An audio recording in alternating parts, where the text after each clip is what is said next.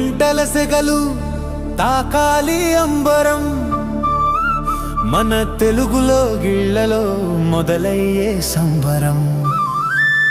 భోగి మంటల సెగలు తాకాలి అంబరం, మన తెలుగులో గిళ్ళ